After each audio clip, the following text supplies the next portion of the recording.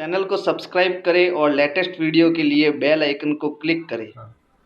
नमस्कार दोस्तों, मैं जयप्रकाश देवड़ा आपका विनय क्लासेज में स्वागत करता हूं, अभिनंदन करता हूं। दोस्तों, मैं कक्षा 6 के सामाजिक विज्ञान के पार्ट 4 के आज लेसन लेके आया हूं, क्या बताती है हमें किताबें और कब्रें, है ना दोस्तों। तो बताता हूं मैं आपको इसके बारे में। दुनिया के प्राचीनतम ग्रंथों में से एक है वेद। तो दोस्तों, आज अपन वेद के बारे में अध्ययन करने वाले हैं, जो हमारे बहुत ही धार्मिक वेद हैं, इनके बारे में अध्ययन करेंगे दोस्तों। जो वेद जो 4 बताए गए हैं हमारे, है ना दोस्तों, इसके बारे में अध्ययन करते हैं दोस्तों। सबसे पहले अपन पॉइंटों पर जाते हैं, उनके बारे में थोड़ी जांच पड़ताल कर लेते हैं दोस्तों।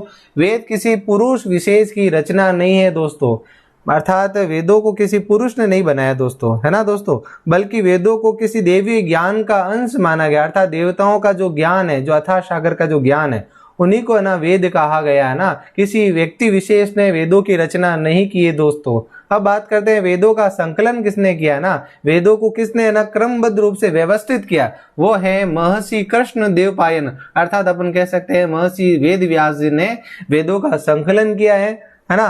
वेदों के क्या प्रकार बताए उन्होंने, तो बात करते हैं वेदों के बारे में, इनके प्रकार। तो वेद दोस्तों 4 हैं, है ना। तो वेदों के बारे में अध्ययन करते हैं। सबसे पहला जो वेद है वो ऋग्वेद, दूसरा यजुर्वेद, तीसरा है सामवेद, चौथा है अथर्ववेद। दोस्तों, सबसे पहले जो ऋग्वेद की बात करने वाला हूं मैं दोस्तों, ये वैदिक काल में, जब वैदिक आर्यों का जो समय था, उस समय ऋग्वेद की रचना की गई थी। इसके बाद में जो वेद त्रय है, अर्थात 3 जो वेद है, इनकी जो रचना है दोस्तों, वो उत्तर वैदिक काल में इनकी रचना की गई है। उत्तर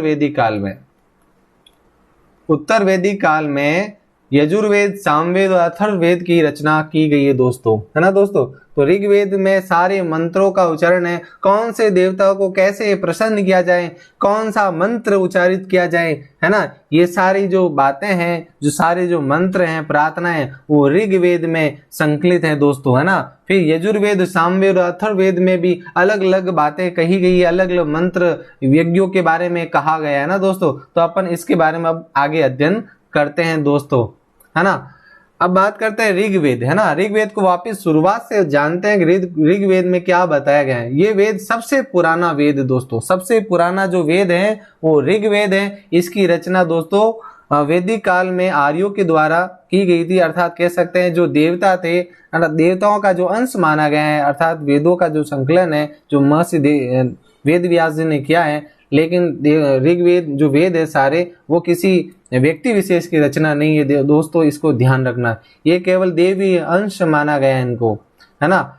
इसकी रचना 3500 साल पहले हुई थी वेदों की, मतलब कह सकते हैं ऋग्वेद की जो रचना है, इसमें 1000 से भी ज्यादा प्रार्थनाएं है दोस्तों, 1000 से भी ज्यादा प्रार्थनाएं है, जिन्हें सूक्त कहा गया। ये सूक्त क्या है? 1000 से भी ज्यादा प्रार्थना का मंत्र है दोस्तों। मंत्र कह सकते हैं, प्रार्थना का जो अर्थ लगाया जाता है वो मंत्र से लगाया जाता है, जिन्हें सूक्त कहते हैं। क्या कहते हैं? सूक्त, श्लोक भी कह सकते हैं दोस्तों। सूक्त का अर्थ होता है अच्छी तरह से बोला गया, जो मंत्र जिस लय, गति, ताल से बोला जाता है दोस्तों, ताकि जैसे ही आप मंत्र बोले, उच्चारित करें, और वैसे ही देवता आपके सामने प्रकट हो जाए। इसलिए इन्हें अच्छी तरह से बोलना चाहिए हमें। कोई भी मंत्र आपके सामने है, उसे अच्छी तरह से हमें बोलना चाहिए। फिर है दूसरा रथ तो आप जानते हैं दोस्तों, जो युद्ध में प्रयोग किया जाता है राजा महाराजाओं के द्वारा, वो है रथ। फिर है यज्ञ। क्या? यज्ञ का मतलब होता है अनुष्ठान, अर्थात किसी देवताओं को प्रसन्न करने के लिए जो यज्ञ किया जाता है, यज्ञ वेदिका के जरिए, यज्ञशाला में जो यज्ञ किया जाता है ना, अग्नि के सामने, है ना, उससे देवता प्रसन्न होते हैं, है ना। इसलिए यज्ञ अनुष्ठान क्यों किए जाते हैं? देवताओं को प्रसन्न करने के लिए यज्ञ किए जाते हैं। दास का अर्थ होता है दोस्तों गुलाम, है ना दोस्तों। प्राचीन समय में भी गुलामों की व्यवस्था थी हमारे देश में, अलग अलग देशों में भी गुलाम की व्यवस्था रही है, दास कहते हैं जिन्हें। फिर अगर बात करें महापाषाण, क्या? महा का अर्थ होता है बड़ा दोस्तों, बड़ा या विशाल लगाया जा सकता है।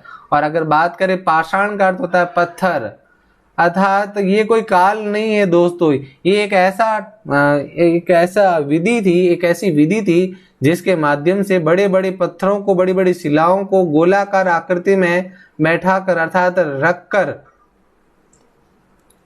इनके बीच में कब्र बनाई जाती थी, और कब्र के आसपास बड़े बड़े पत्थर भी लगाए जाते जो चौड़े होते थे, और एक पत्थर के बीच में गोल छेद होता था, जो माना जाता है कि कब्र के अंदर जाने का एक रास्ता होता था, है ना दोस्तों। जो मैंने यहाँ चित्र बनाया है वो एक तरह से ये जो बड़े बड़े जो गोल पत्थर है, ये गोल पत्थर कब्र के आसपास ऐसे सजाए जाते थे ताकि कब्र को मतलब कह सकते हैं ऐसे एक मकबरे नुमा आकृति मिल सके। और बीच में बड़ी बड़ी शिलाएं, चौड़ी शिलाएं लगाई जाती थी और अंदर एक शिला के अंदर एक बड़ा छेद बनाया जाता था ताकि कब्र के अंदर मृतक को रखा जा सके, उसे लेटाया जा सके।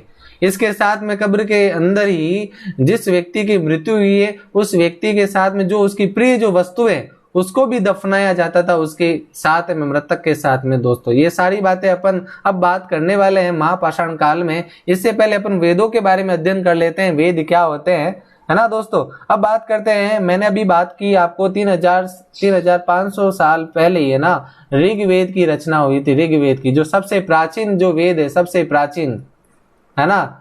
और वेदों को किसी पुरुष विशेष की कृति या रचना नहीं माना गया, ये देवी अंश अर्थात देवी ज्ञान का अंश कहा गया है। देवताओं ने जो ज्ञान बताया है ना, वो वेदों में है लिखा हुआ दोस्तों। अब बात करेंगे 3 अन्य वेदों के बारे में। जो पहला जो वेद आ रहा है दूसरे नंबर में हमारे सामने वो यजुर्वेद है। कौन सा दोस्तों? यजुर्वेद। कर्म कांड अर्थात इस वेद में हवन यज्ञ का उल्लेख है, अर्थात व्यक्ति कौन सा हवन करे, कौन सा यज्ञ करे और कौन से देवताओं को प्रसन्न करे, ये भी यजुर्वेद में कहा गया है दोस्तों। और इस वेद को चंपू काव्य भी कहा गया है। एकमात्र यजुर्वेद है जिसे गद्य पद में लिखा गया है दोस्तों, गद्य पद में अर्थात कविताओं में और कहानी में लिखा गया है, जिसका नाम है यजुर्वेद, इसलिए इसे चंपू काव्य भी कहा जाता है दोस्तों। अब बात करने वाले हैं सामवेद की। साम का अर्थ होता है दोस्तों संगीत, अर्थात सबसे पहले जो संगीत की शुरुआत कहें या आविष्कार कहें वो सामवेद में संकलित है दोस्तों। इस वेद को सबसे कम महत्व वाला वेद भी कहते हैं क्योंकि इसमें अलंकार, लय, ताल, गति का भी उल्लेख है, इसलिए सामवेद को संगीत का जनक कहते हैं। सामवेद को, जिसमें संगीत का वर्णन है दोस्तों, संगीत कैसे गाया जाता है, कैसे लय, गति, ताल, स्वर इनको है ना उच्चारित किया जाता है, वो सामवेद में उल्लेखित है दोस्तों। और मैं आशा करता हूं आप सभी इस कोरोना महामारी में ठीक रहेंगे दोस्तों। अब बात करने वाले जो चौथा जो वेद है जिसका नाम है अथर्ववेद। अथर्ववेद में, इस वेद में जादू टोना का उल्लेख है। जो जादू टोने होते हैं ना दोस्तों उनका उल्लेख है अथर्ववेद में। अथर्ववेद में सबसे लोकप्रिय वेद इसे ही कहते हैं क्योंकि आम उस समय जो आम जनता थी वो इस वेद को ज्यादा ही है ना महत्व देती थी, अर्थात प्रचलन में ज्यादा था। लोग है ना भूत प्रेत में भी उस समय विश्वास करते थे। भूत प्रेत क्या होते हैं? भूत और प्रेत अर्थात अपन कह सकते हैं आत्माओं के बारे में, अच्छी आत्माएं कौन सी होती है और बुरी आत्माएं कौन होती है ना, ये भूत जादू टोना इसमें उल्लेखित है ना, इसलिए भूत प्रेतों का भी इसमें उल्लेख मिलता है अथर्ववेद में दोस्तों। इसलिए जादू टोना कैसे होता है ना, ये है ना अथर्ववेद में इसमें उल्लेखित है दोस्तों। एक और बात मैं यहाँ मिस कर गया था, वो मैं आपको बताना चाहूंगा। ऋग्वेद में गायत्री मंत्र का उल्लेख है दोस्तों। गायत्री जो मंत्र जो अपन बोलते हैं, गायत्री मंत्र, ओम भूर्भुवस्सुवः तस्य वितुर्वरेण्यं भर्गो देवस्य धीमहि धियो यो न प्रचोदयात्, ये जो मंत्र है दोस्तों गायत्री मंत्र में, इस गायत्री जो मंत्र है दोस्तों वो ऋग्वेद में सबसे पहले उल्लेखित किया गया था। अब बात करते हैं वापिस थोड़ा क्रमबद्ध याद करने की, तो यजुर्वेद में कर्मकांड का उल्लेख है दोस्तों, हवन यज्ञ कैसे किया जाता है इसका उल्लेख है दोस्तों। अब बात करते हैं सामवेद में, इसमें सामवेद में संगीत का उल्लेख है दोस्तों और इसे कम महत्व वाला वेद भी कहते हैं। अब बात करते हैं अथर्ववेद की, इसमें जादू टोना, भूत प्रेत के बारे में इसमें उल्लेखित है दोस्तों। अब बात करने वाले अपन आगे वेदों के बारे में कुछ अध्ययन के साथ में पढ़ते हैं अब आगे। दोस्तों वेदों के बारे में विशेष बातें क्या है, विशेष क्या है वेदों के बारे में ना, तो वेदों में दोस्तों वैदिक प्रार्थनाओं की रचना, अर्थात कह सकते हैं जो प्रार्थनाओं का अर्थ आपको लगाना मंत्र दोस्तों, अर्थात कौन से देवताओं को कौन सा मंत्र उच्चारित किया जाए ताकि वो देवता आपसे प्रसन्न हो जाए और आपको दर्शन दे दे, इसलिए वैदिक प्रार्थनाओं का उल्लेख इन वेदों में किया गया है दोस्तों। अब बात करते हैं आचार्य। आचार्य क्या करते थे? जब गुरुकुल में जब शिक्षा व्यवस्था थी, गुरुकुल में बच्चे जब अध्ययन करने जाते थे, एक तरह से अपन कहेंगे आश्रम व्यवस्था, जब आश्रम व्यवस्था लागू हुई दोस्तों, अब आपको पता लगेगा कि आश्रम व्यवस्था क्या है ना। ये आश्रम व्यवस्था जब थी उस समय क्या होता था दोस्तों, व्यक्ति की उम्र 100 वर्ष मानी गई है, 100 वर्ष, और 100 वर्ष को 4 भागों में डिसाइड किया गया था या बांटा गया था। 25-25 वर्ष की उम्र को ऐसे बांटा गया था। अर्थात अपन कहेंगे 0 से लगाकर जब 25 वर्ष की अवस्था में व्यक्ति था, उस समय व्यक्ति ब्रह्मचर्य आश्रम में रहता था, ब्रह्मचर्य, है ना। इसमें व्यक्ति क्या करता था, बच्चा क्या करता था कि अपने इस बाल्यकाल में गुरुकुल में शिक्षा ग्रहण करने के लिए गुरु के समक्ष जाता था, गुरुकुल में शिक्षा ग्रहण करने के लिए। उस समय उसका एक उपनयन संस्कार होता था, उपनयन। और उपनयन का अर्थ होता है गुरु के समीप जाना दोस्तों। किसके समीप जाना? गुरु के समीप जाकर वह अध्ययन करता था। तो आचार्य क्या करते थे, उसे वेदों का अध्ययन करवाते थे, उसे उच्चारित करवाते थे, कौन सा मंत्र कैसे उच्चारित किया जाए। ऐसी जो ट्रेनिंग है ना दोस्तों, आचार्य छात्रों को उस समय देते थे जब वैदिक टाइम पीरियड था, या कह सकते हैं वैदिक काल था। उस समय आचार्य छात्रों को इन्हें अक्षरों, शब्दों और वाक्यों में बांटकर सस्वर मतलब कह सकते हैं गुरु के समीप ही, गुरु के सामने उन्हें उच्चारित करवाते थे कि आपको ये मंत्र उच्चारित करना मेरे समक्ष, मेरे सामने। ऐसा टाइम पीरियड उस समय होता था और बच्चे को कंठस्थ याद करवा देते थे उस समय आचार्य। इतने प्रकांड मतलब कह सकते इतने अच्छे गुरु होते थे उस समय। दूसरी अगर बात करें अधिकांश सूक्तों की, अर्थात कहेंगे अधिकांश मंत्रों की रचना सिख रचयिता जो होते थे वो सीखने सिखाने वाले पुरुष ही उस समय मंत्रों की रचना उन्होंने की थी दोस्तों। अर्थात जो उस समय गुरु के समीप जाकर जो विद्या ग्रहण करते थे ना दोस्तों छात्र, उन्होंने ही सबसे पहले अपन कह सकते हैं कुछ छात्रों ने ही बाद में जाकर मंत्र की रचना की, या फिर जो गुरु थे उस समय आचार्य, उन्होंने भी कई मंत्रों की रचना स्वयं की थी दोस्तों। इसलिए अपन कह सकते हैं ये देवी अंश कहे जाते हैं। अधिकांश सूक्तों की रचना या रचिता सीखने सिखाने वाले जो एक तरह से अपन कह सकते छात्र और अध्यापक ही थे इनके रचयिता, लेकिन पुरुष विशेष की रचना ने नहीं कहा गया, ये देवी अंश माना गया इनको। फिर अगर बात करें चौथे पॉइंट की, तो ऋग्वेद की भाषा प्राक संस्कृति, अर्थात कह सकते हैं इनकी जो भाषा है वो प्राकृत भाषा थी, जो संस्कृत, प्योर संस्कृति एक तरह से कह सकते हैं संस्कृति कहलाती थी दोस्तों। ये कोई दिक्कत वाली बात नहीं, आप भ्रमित ना होना, ये संस्कृत कहेंगे अपन इसको, प्योर संस्कृत एक तरह से।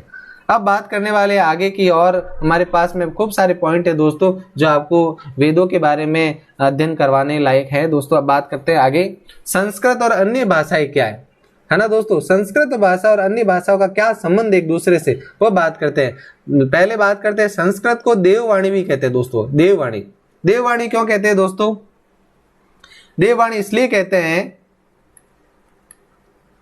क्योंकि ये देवताओं के द्वारा उच्चारित की गई। आपने देखा हो कि आजकल आपने सीरियल देखे होंगे, उसमें है ना जो देवता प्रकट होते हैं वो संस्कृत में बात करते हैं, लेकिन सीरियल चलता है आपके सामने तो वो हिंदी में बातचीत होती है। लेकिन पहले जो अगर बात करें वैदिक काल में, उस समय संस्कृत में ही बात की जाती, वार्तालाप जो होता था वो संस्कृत में होता था। अर्थात देववाणी या भारतीय भाषा, संस्कृत का एक और नाम है, उसे भारतीय भाषा भी कहते हैं, देववाणी भी कहते हैं दोस्तों, है ना। तो संस्कृत भाषा देववाणी भाषा कहा जाता है। और भाषा अगर बात करें भारोपीय, भारोपीय का अर्थ है भारत प्लस यूरोप की जो भाषा है उसमें संस्कृत का भी उल्लेख है, इसलिए भाषा परिवार एक तरह का है। तो बात करेंगे भारत की अन्य भाषाएं भी है, जैसे अस्मीनिया। अस्मीनिया का मतलब जो असम में बोली जाने वाली जो भाषा है उसे अस्मीनिया कहेंगे। फिर गुजराती है, हिंदी है, कश्मीरी, सिंधी है, मलयालम भी है, बहुत सारी भाषाएं। जैसे आपको पता भी होगा भारत में कितने राज्य, 28 + 8 मतलब कह सकते हैं 28 तो है जो केंद्र अपन राज्य है हमारे, और 8 जो है केंद्र शासित प्रदेश है दोस्तों। अब बात करेंगे एशियाई भाषाएं कौन सी, जो अपने एशिया महाद्वीप में बोली जाने वाली जो भाषा है वो कौन कौन सी, तो फारसी भी है ना। और बात करें फारसी का एक और अर्थ लगाया जाता है वो है उर्दू, है ना। फिर यूरोप की बहुत सी भाषाएं हैं जो अपने, देखो भारत और यूरोप का क्यों कहते हैं, यूरेशिया भी कहते हैं, एक तो यूरेशिया, यूरेशिया क्यों कहते हैं दोस्तों, Europe plus Asia, Europe plus Asia, इसलिए इसे यूरेशिया कहते हैं। और एक भारोपिया भी बोली मैंने जस्ट आगे, भारत प्लस यूरोप,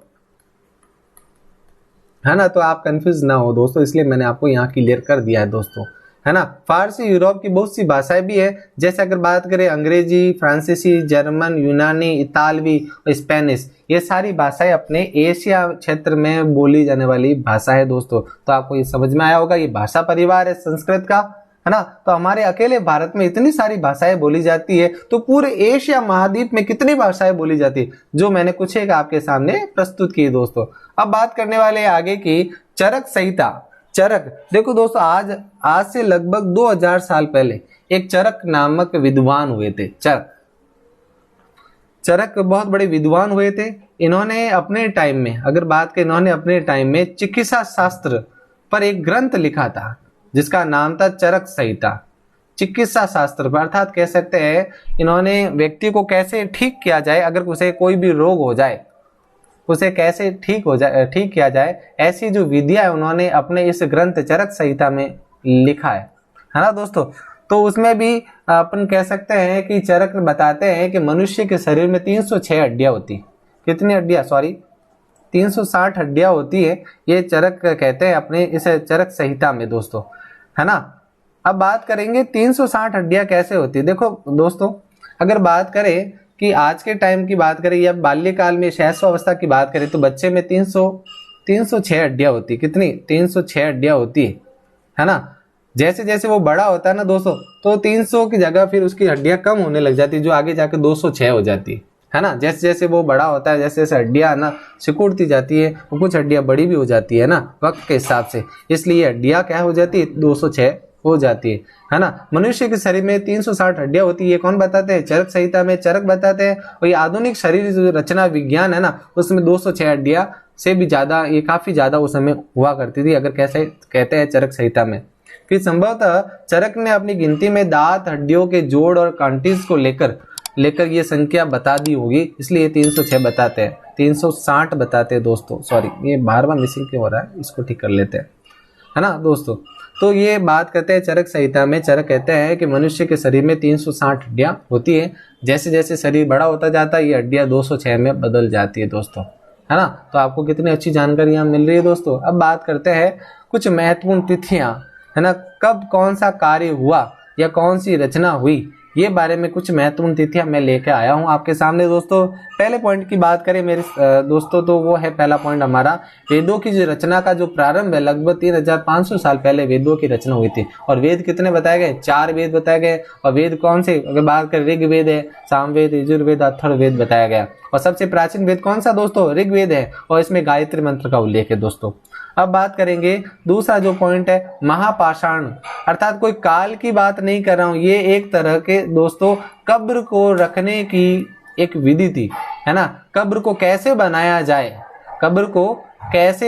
जाए, उसके आसपास कैसे बड़े बड़े पत्थर रखे जाए और बीच में मृतक का शरीर कैसे रखा जाए, ऐसी ये विधि होती थी। ये भी अपन बात करने वाले थोड़े टाइम के बाद में। इनाम गांव में किसानों का जो निवास है 3600 से 2700 साल पहले हुआ था। अर्थात इनाम गांव जो भीमा नदी के साथ, मतलब भीमा नदी के किनारे बसा हुआ था गांव था, उसमें लोग जो किसान थे वो करीबन 3600 से 2700 साल पहले उन्होंने रहना स्टार्ट किया था इनाम गांव में। फिर चरक ने जो चरक संहिता की जो रचना की थी, 2000 साल पहले चरक हुए थे, और उनके टाइम उन्होंने 2000 साल पहले चरक संहिता की रचना चरक ने की थी दोस्तों। अब बात करते हैं, इनाम गांव में एक विशिष्ट व्यक्ति की कब्र मिली है। इनाम गांव में एक विशिष्ट व्यक्ति की कब्र मिली है। वो कब्र हमें क्या बताती दोस्तों, है ना, उसके बारे में अपन जानकारी प्राप्त करते हैं। हमने जस्ट अभी पढ़ा है कि वो भीमा नदी के किनारे बसा हुआ एक गांव था, और करीबन 3600 से 2700 साल पहले लोग वहां किसान रहते थे। अब बात करेंगे, यहाँ जवान लोगों को प्राय गड्ढे में सीधा लिटा कर दफनाया जाता था। अर्थात कोई व्यक्ति जिसकी उम्र करीबन 16 से लगाकर करीबन 24 या 25 वर्ष की होती है, वो व्यक्ति अगर उसकी मृत्यु हो जाती, उस व्यक्ति को कैसे दफनाया जाए वो उसमें मिलता है, उसका उल्लेख मिलता है। देखते हैं अपन उसके बारे में क्या बात कही गई है। जैसे जिस व्यक्ति की मृत्यु हुई है उसे उत्तर दिशा में लिटाया जाता था, उसका सिर है ना उत्तर दिशा में होता था, और कई बार उन्हें घर के अंदर ही दफनाया जाता था। देखिए दोस्तों, आजकल अगर बात करें जैसे समाज में अपन जी रहे हैं, उस समाज में मृतक अगर किसी व्यक्ति की मृत्यु हो जाए, उसे 100 कोस नहीं 10-20 कोस ही दूर है ना ले जाकर दफना दिया जाता है या फिर उसे जला दिया जाता है, दाह संस्कार कर दिया जाता है। लेकिन उस समय अगर इनाम गांव की कहानी के बारे में अध्ययन करें, उस समय व्यक्ति की अगर मृत्यु हो जाए तो उसे या तो अपने घर के अंदर या आंगन के अंदर या बस्ती के अंदर या बस्ती के बीचों बीच किसी घर के अंदर है ना दफना दिया जाता था। ये इनाम गांव की कहानी है जो करीबन 3600 से लगा 2700 साल पहले की कहानी है। और व्यक्ति को दफनाया भी कैसे, बहुत विशिष्ट तरीके से दफनाया जाता था दोस्तों, है ना। अब बात करते हैं, ऐसी बहुत सारी कब्रें भी मिली हैं दोस्तों जहां पर अपन कह सकते हैं हमें ऐसे प्रमाण मिलते हैं जो बताते हैं कि आंगन में भी दफनाया जाता था व्यक्ति को, बस्ती के बीचों बीच किसी बसे घर में भी दफनाया जाता था दोस्तों। और भी बहुत सारी जानकारी है दोस्तों जो आपको इस टॉपिक को समझने में बहुत मदद करने वाली है दोस्तों। हाँ, इतिहासकार ऋग्वेद का अध्ययन कैसे करते हैं दोस्तों। जो इतिहासकार है, पुरातत्ववेत्ता है, वो इतिहास का अध्ययन या ऋग्वेद का अध्ययन कैसे करते हैं, वो कहते हैं लिखित सामग्री और कुछ कह सकते हैं भौतिक अवशेष लेकर ये अध्ययन करते हैं। एक तो देखो भौतिक अवशेष का मतलब होता है जिसे अपन छू सकते हैं दोस्तों। जैसे अपन कहेंगे कोई मटका है, कोई पांडुलिपि भी हो सकती है दोस्तों, है ना, कुछ सिक्के भी हो सकते हैं दोस्तों, कुछ अभिलेख भी हो सकते हैं दोस्तों, है ना। तो ये क्या है दोस्तों, ये जिसे अपन छू सकते हैं वो एक तरह से क्या है, भौतिक अवशेष है। तो इनको लेकर भी इतिहासकार पहले इनका अध्ययन करेंगे, फिर उसके बाद में कुछ लिखित जो सामग्री है या अपन कह सकते हैं अभिलेख पे कुछ लिखा हुआ है, पांडुलिपि पे कुछ लिखा हुआ है, इनका भी इतिहासकार अध्ययन करते हैं। इसके बाद में वो ऋग्वेद को पढ़ते हैं और उसको समझते हैं दोस्तों, है ना। तब जाकर उन्हें समझ में आता है कि ऋग्वेद से संबंधित है या नहीं। अब बात करेंगे विशेष क्या है वेदों के बारे में, है ना। ऋग्वेद में मवेशियों का अर्थात है जो जानवर कह सकते हैं, जो पशुपालन जो व्यक्ति करते थे, किसान वगैरह, है ना, उन्हें मवेशी कहते हैं। जिस व्यक्ति के पास में बहुत सारे जानवर होते थे, जो पालतू जानवर, उन्हें मवेशी कहते थे, अर्थात मवेशियों को पालन करने वाला पशुपालक होता था। उनके पास में मवेशी अर्थात जानवर होते थे, उन्हें पशुपालन करने का ऐसा कहते कार्य उनका हुआ करता था। बच्चे वगैरह, खासकर पुत्रों, घोड़ों की प्राप्ति के लिए अनेक प्रार्थनाएं हमें ऋग्वेद से मिलती है दोस्तों। जैसे आपने देखा होगा महाभारत का टाइम पीरियड आपको याद होगा। महाभारत में क्या होता, आजकल बहुत सारे सीरियल वगैरह टीवी पर, स्टार प्लस पर, है ना, बहुत सारे सीरियल चलते हैं दोस्तों। और पिछले साल भी एक सीरियल आया था, उसमें बताया भी गया था, शायद आपने देखा भी होगा दोस्तों। एक द्रौपदी का आपने देखा होगा, द्रौपदी जो द्रुपद जो राजा हुआ करता था, द्रुपद ने क्या किया था कि उसके कोई पुत्र नहीं था, ना कोई पुत्री थी। तो क्या द्रुपद क्या करता है कि एक यज्ञ का आयोजन करता है, यज्ञ का, और उस यज्ञ में वह मंत्रों का उच्चारण करता है पुरोहितों के द्वारा। और उसके बाद में उस अग्नि वेदिका में से एक लड़की बाहर निकलती, एक युवती निकलती है, जिसका नाम, वो क्या नाम रखता है, द्रुपद, जिसका नाम रखता है द्रौपदी। और एक पुत्र की भी प्राप्ति होती है दोस्तों, है ना। तो ऐसे जाकर अपन कह सकते हैं कि ना वैदिक टाइम में, वैदिक काल में ऐसे किसी पुत्र की प्राप्ति करनी है या फिर किसी पुत्री की प्राप्ति करनी है, या कोई ऐसा कोई आपको कोई भगवान से कोई वरदान भी चाहिए। क्या चाहिए दोस्तों, वरदान। उसके लिए भी दोस्तों उस समय मंत्र हुआ करते थे, लोग यज्ञ आयोजन करते थे और मंत्र उच्चारित करते थे दोस्तों। अब बात करते हैं ऋग्वेद में देवताओं को प्रसन्न करने के लिए मंत्र है, जो अभी बताया मैंने दोस्तों जस्ट आपको। फिर अगर बात करें यज्ञ की आग में आहुतियां भी दी जाती थी दोस्तों, और वो आहुतियां देवताओं को, देवियों को दी जाती थी, है ना। जैसे मुझे भगवान शंकर की, है ना, उनको प्रसन्न करना है, तो उनके लिए मुझे क्या करना पड़ेगा, सबसे पहले एक यज्ञ का आयोजन करना पड़ेगा, एक बहुत बड़े पुरोहित अर्थात पंडित को बुलाना पड़ेगा, जो क्या करेंगे, वेदों में जो लिखे हुए मंत्र उनका उच्चारण करेंगे, और मुझे खुद, है ना, स्वयं उनके सामने उपस्थित होना पड़ेगा, और वो जो कहेंगे मुझे आहुति उस यज्ञ वेदिका में देनी पड़ेगी, है ना दोस्तों। और वो आहुति दोस्तों घी भी हो सकता है, अनाज भी हो सकता है दोस्तों, कभी कभी कोई जानवर भी हो सकता था उस समय की बात करें तो दोस्तों, है ना। तो ये देखो कितने यज्ञ आयोजन होते थे उस समय। अपन बात करेंगे कल जब नेक्स्ट पार्ट पढ़ेंगे ना, उसमें एक अश्वमेघ यज्ञ भी आएगा दोस्तों, अश्वमेघ यज्ञ, है ना। इसका भी अपन अध्ययन करेंगे, जो अभी मैं नहीं बताऊंगा दोस्तों, ये आपको कल मेरी क्लास में देखना पड़ेगा दोस्तों आपको, है ना। फिर अगर बात करें वैदिक काल में 3 देवता सबसे महत्वपूर्ण होते थे दोस्तों, जैसे अग्नि, इंद्र और सोम, है ना। अग्नि और इंद्र और सोम उस समय वैदिक काल में सबसे महत्वपूर्ण, सबसे लोकप्रिय, सबसे फेमस देवता हुआ करते थे, है ना। सबसे पहले अगर बात करें अग्नि, ये आग के देवता होते थे।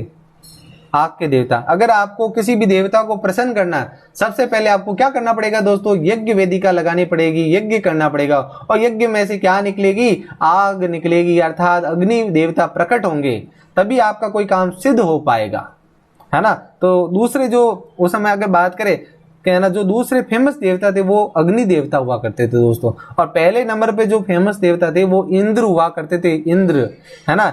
इंद्र को युद्ध का देवता, वर्षा का देवता भी कहते हैं उस समय, है ना। और एक और चीज है, इंद्र के हाथी का नाम क्या था दोस्तों, बता सकते हो आप? उनके हाथी का नाम था ऐरावत, ऐरावत नाम हुआ करता है, ऐरावत, जो करीबन 4 मुख या 2 मुख वाला हुआ करता था दोस्तों, है ना। अब बात करते हैं सोम। सोम भी उस समय देवता हुआ करते थे, और सोम को एक तरह के वैदिक काल में एक पौधा कहा गया है, जिससे खास पेय पदार्थ अर्थात पीने योग्य एक शराब बनाई जाती थी, है ना, जिसे पीकर व्यक्ति मदमस्त आनंद में हो जाता था उस समय, सोम को पीकर। दोस्तों कितनी अच्छी जानकारी आपको, है ना, वैदिक काल से मिल रही है दोस्तों, है ना। और मैं ये आशा करता हूँ कि आपको ये टॉपिक भी समझ में आ रहा होगा दोस्तों।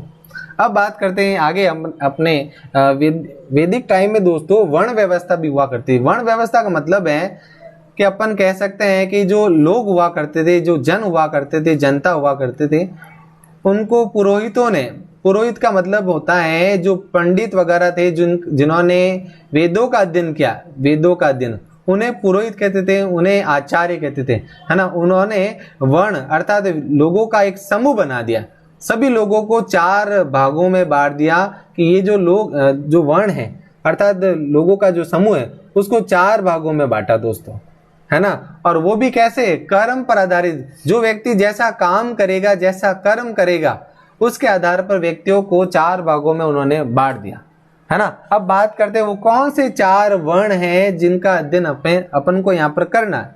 पहला जो वर्ण है उसका नाम था ब्राह्मण, दूसरा था क्षत्रिय, तीसरा था वैश्य, और चौथा था शूद्र, है ना। इन चारों व्यक्तियों को या चारों वर्णों को दोस्तों इन्होंने कर्म पर आधारित अर्थात कर्म के आधार पर उन्हें अलग अलग कहा गया कि ये व्यक्ति क्या कार्य करेंगे, तब जाकर इनकी पहचान होगी, है ना। जो व्यक्ति हवन यज्ञ करेगा अर्थात वेदों का अध्ययन करेगा, अध्ययन अध्यापन कार्य करेगा, उसे ब्राह्मण कहा गया, है ना। जिस व्यक्ति की उत्पत्ति मुख से हुई है अर्थात मुख से क्या उच्चारित किया जाते हैं, मंत्र उच्चारित किए जाते हैं दोस्तों, मुख से मंत्र उच्चारित किए जाते हैं। और जो व्यक्ति हवन यज्ञ करेगा, वेदों का अध्ययन करेगा, उस व्यक्ति को ब्राह्मण कहा गया दोस्तों। दूसरा है क्षत्रिय, जिस व्यक्ति की अपन कह सकते हैं उत्पत्ति भुजाओं से हुई है, जिस व्यक्ति की उत्पत्ति भुजाओं से हुई है, वो व्यक्ति क्या करेगा, समाज में शासन करेगा, जनता के ऊपर शासन करेगा, और उस जनता की रक्षा का कार्य भी किसे सौंपा गया, क्षत्रिय व्यक्ति को सौंपा गया। क्षत्रिय अर्थात क्षत्रिय का मतलब कह सकते हैं जो रक्षा करता है ना। फिर अगर बात करें वैश्य, वैश्य का मतलब है जो व्यक्ति व्यापार करे, है ना, व्यक्ति जो व्यापार करे, समाज में लेन देन का कार्य करे, उसे वैश्य कहा गया। और वैश्य लोगों की उत्पत्ति जंगाओं से हुई है, जंगाओं से। अब बात करते हैं चौथे वर्ण की, उसका नाम था शूद्र, जिसकी उत्पत्ति पैरों से हुई है, पैरों से, है ना। जिस व्यक्ति की उत्पत्ति पैरों से हुई है और उस व्यक्ति का कार्य क्या होगा, समाज में निम्न कार्य करना, अर्थात जो 3 जो वर्ण बताए मैंने, ब्राह्मण, क्षत्रिय, है ना, और वैश्य, इन तीनों की जो सेवा करेगा वो व्यक्ति शूद्र कहलाएगा, है ना। और इस व्यक्ति को, शूद्र व्यक्ति को, ना तो वेदों का अध्ययन वो कर सकता था, न क्षत्रिय की तरह वो रक्षा कर सकता था, न वैश्य की तरह वो क्या कर सकता, व्यापार कर सकता था। इसलिए इस व्यक्ति को शूद्र कहा गया, इस व्यक्ति को निम्न कार्य करने वाला व्यक्ति कहा गया दोस्तों। कितनी अच्छी जानकारी आपको मिल रही है दोस्तों, है ना। अब बात करते हैं कुछ और चीजों के बारे में जो अपन इस अध्ययन में पढ़ने वाले हैं दोस्तों। अब बात करते हैं आगे महापाषाण काल में कब्रें। उससे पहले मैं कुछ और बताना चाहूंगा आपको दोस्तों, है ना। ये जो मैंने ये 4 वर्ण के बारे में बात की, ये वेद रूपी पुरुष के बारे में बताया गया, ऐसे कि जो व्यक्ति, जैसे ब्राह्मण जो व्यक्ति हुआ करता था, है ना, उसकी उत्पत्ति मुख से हुई। किससे हुई, मुख से, है ना। जो मंत्र किससे उच्चारित करेगा, मुख से उच्चारित करेगा, है ना।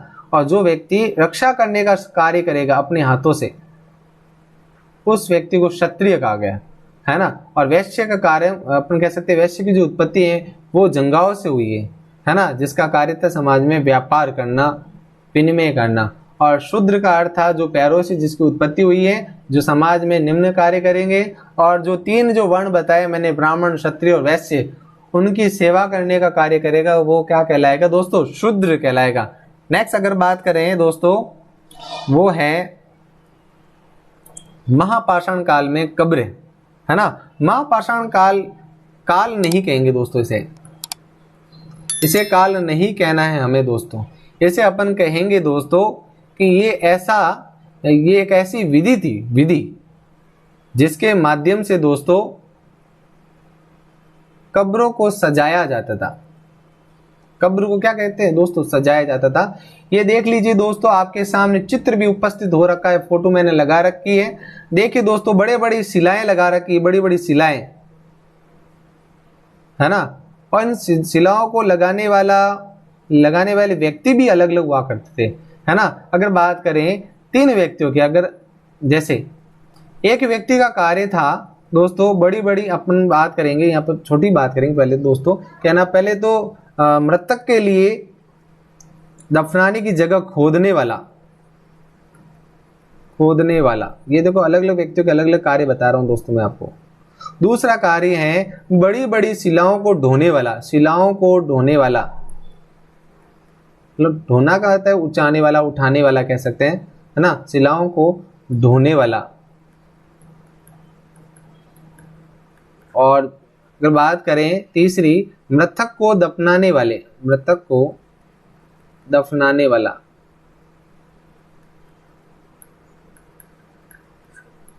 तीन व्यक्तियों के अलग अलग कार्य हुआ करते थे उस समय। तो देख लीजिए दोस्तों, बड़ी बड़ी शिलाएं लगा रखी है ना दोस्तों। तो ये व्यक्ति पहले क्या करते, जो व्यक्ति हुआ करते वो पहले तो क्या करेगा, जमीन को खोदेगा, फिर उसके बाद में शिलाओं को एडजस्ट करेगा, पूरा एकदम गोलाकार आकृति बनाएगा। इन शिलाओं को ऐसे बनाएगा, ऐसे रखेगा जैसे कोई शिलाओं को एक के बाद एक रखा जा रहा है ऐसे। फिर उसके बाद में दोस्तों बड़ी बड़ी शिलाएं जो चौड़ी हुआ करती, उन्हें बीच में रखा जाता था ऐसे, ठीक है दोस्तों। उसके बाद में मृतक को बीच में लेटाया जाता था ऐसे, और उसका सिर कौन सी दिशा में दोस्तों? उत्तर दिशा में। सिर उत्तर दिशा में, और पैर कौन सी दिशा में? दक्षिण दिशा में रखे जाते थे ऐसे। और व्यक्ति को दफना दिया। उसके बाद में उसकी जो प्रिय जो चीजें हैं, जैसे कह सकते हैं लोहे के ऐसे सामान भी मिले हैं दोस्तों, कुल्हाड़ियां मिली है। देखो आपको दिख रहा होगा कुल्हाड़ियों का ये जो आगे वाला जो भाग होता है ना, वो यहाँ पर फोटो मैंने यहाँ लगा रखी है दोस्तों, कुल्हाड़ी का आगे वाला भाग। और कटार भी रखी हुई थी, क्योंकि उस समय व्यक्ति अपनी रक्षा भी करता था और कुछ सामान अपने पास हमेशा रखता था। तो जिस व्यक्ति की मृत्यु हुई उसके साथ में ये सामान हमेशा रहता था, इसलिए उनको भी इसके साथ में दफनाया जाता था। और उसके खाने पीने की वस्तुएं भी, चीजें भी उसके साथ दफनाई जाती थी दोस्तों, है ना। हाँ, ऐसी कब्रें दोस्तों मिली हैं दोस्तों, इसलिए ये मैं आपको बता रहा हूं दोस्तों। ये पत्थर, अगर बात करें महा का अर्थ होता है बड़ा और पाषाण का अर्थ होता है दोस्तों पत्थर। तो पत्थर की बड़ी बड़ी कब्रें मिली हैं। ये पत्थर दफन करने की जगह पर लोगों द्वारा बड़े बड़े खड़े पत्थर लगाए जाते थे। और महापाषाण कब्रें बनाने की प्रथा लगभग 3000 साल पहले शुरू हुई थी, लेकिन आज वर्तमान में ऐसी प्रथा नहीं है दोस्तों, है ना। ये प्रथा दक्कन अर्थात कह सकते हैं भारत के दक्षिण में और दक्षिण भारत में, उत्तर पूर्वी भारत में और कश्मीर में प्रचलन में थी उस समय, इसलिए इनके प्रमाण मिले हैं दोस्तों, है ना। इस काल में शव के पास खाना पीना भी साथ में दफनाया जाता था। ऐसी कब्रें मिली हैं जो घर के आंगन में, बस्ती के बीच में बसे घरों में भी कब्रें मिली हैं दोस्तों। तो कितनी इंपॉर्टेंट जानकारी मिली है दोस्तों आपको। अब बात करने वाले हैं कुछ और भी पॉइंट्स की। हाँ दोस्तों, अब पॉइंट तो रहे नहीं है दोस्तों। आपको ये टॉपिक कैसा लगा आप कमेंट करके जरूर बताइएगा दोस्तों, और इस वीडियो को लाइक शेयर वगैरह जरूर कीजिएगा दोस्तों, और आपका फीडबैक जरूर दीजिएगा दोस्तों। थैंक यू दोस्तों। विनय क्लासेज की प्लेलिस्ट के लिए आपको YouTube के सर्च में जाना है, ऊपर लिखना है विनय क्लासेज और सर्च करना है। इसमें आपको मेरा चैनल दिखाई देगा, चैनल में आपको जाना है। इसके बाद में यहाँ पर देखो होम, वीडियोज़ और प्लेलिस्ट का ऑप्शन है, तो इस प्रकार से आप मेरी प्लेलिस्ट पा सकते हैं।